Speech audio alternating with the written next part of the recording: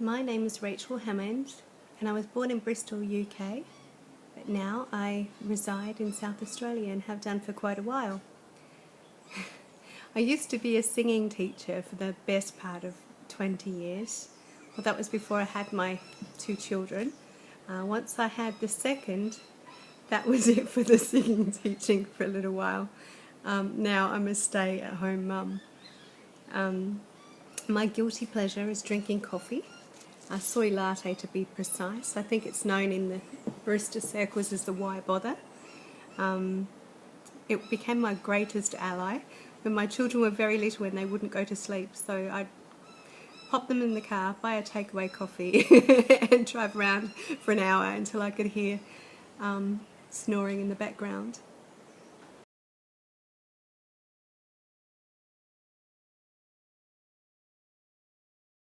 The moment that I conceived the idea for my novel is one that I still remember, quite impacting really. It was not something that I had thought of or entertained really. One night I hopped into bed at the end of the day, put my head down on the pillow, and the idea just dropped in, totally unannounced. I said before that I never considered writing a book before, but I certainly didn't consider writing a book about comprising of worlds out of my imagination. I felt immediately exhilarated when this thought came to me, and then I wondered why that idea hadn't come to me earlier, because writing, especially in the fantasy genre, that seems so obviously suited to me. I love to think. Having one very active toddler at home at the time, and being newly pregnant with my second, I didn't have that much time available to me. So when my husband came home from work, I would get him to look after Chloe. I would walk around the block, and then I began creating my characters, imagining the scenery, the settings, and developing a general idea for the book until it became more solid. Once it did become more solid, I started writing.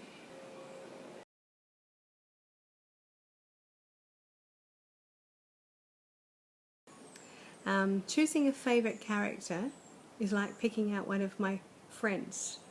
They all have something valuable to offer, and I thoroughly enjoy writing them all.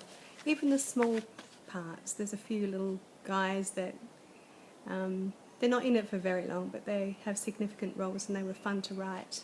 But if I have to choose, I would choose Elenike and the other Afar.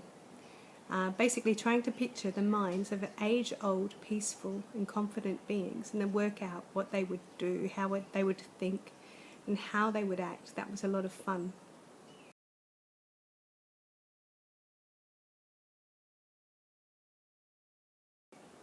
I am writing another novel. It's the sequel to The Invisible Realm. I basically waited a few weeks after my first book after my first book was published, and I started to write again. So far I've got the general plot developed and some new characters. I've got lots of fresh ideas and I'm looking forward to exploring them. Funny thing though, as I'm starting to write my second book, the outline and the ending of the third book's actually coming into my mind, so interesting.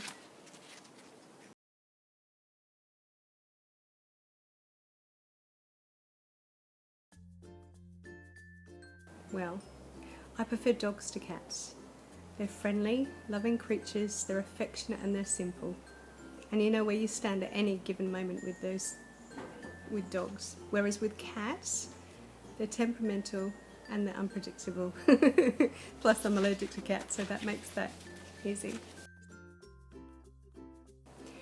Summer and winter both have good points, though both can drag near the end.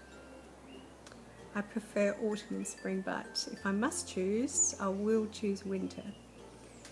I like to walk in the cooler weather. I like to go down to the beach when it's cooler and watch the waves like really moving about with the wind on them, and it's so powerful to watch. I enjoy that, and you don't see it like that in summer. I like getting into a cold bed and waiting till it warms up. I love listening to the rain on the roof. I don't like sweating that much aside from the gym. And I love wearing jumpers, boots and scarves, so there we go, winter. It's so easy. I choose chocolate. I'm not really a cake or an ice cream girl, actually. I'm so glad for e-books. They're much more affordable, especially when I want to buy as many of them as I do. But sometimes only a physical book will do. The cover, the presentation can add a lot to its charm. I have a few cookbooks that are works of art, and books on the French in their style that would be lacking if they were in ebook form.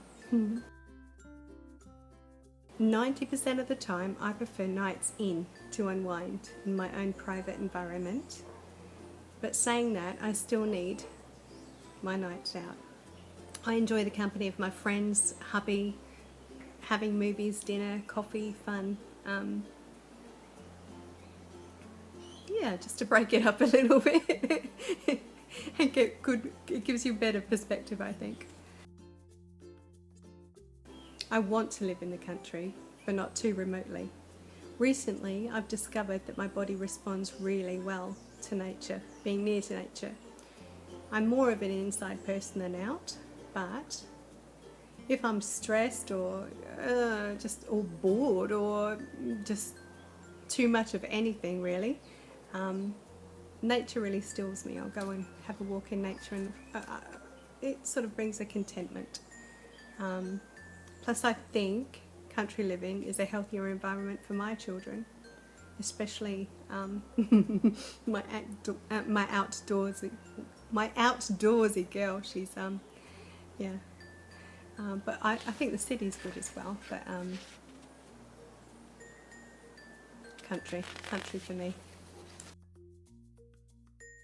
Well, I would definitely choose to travel back into time. Reason being is I'm excited, thoroughly excited about how the future is going to unravel, and I don't want to ruin my surprise. I'm a notorious texter. I don't enjoy talking on the phone. I like when I'm talking to people to be able to see their face, see their expressions, and also I think we're far more expressive and able to get across our meaning in person than any of us are via telephone. So cars are great. I love to drive. I really enjoy driving, especially when it's quiet, and I love driving when it's dark as well. But planes take you to places out of the ordinary, so I choose planes. Camping is good fun. I've done it many a time before, and I plan to do it many times again. But I choose staying in the hotel at this time for the comfort, the showers, and the inside commodities. Yeah. No roughing it for a little while.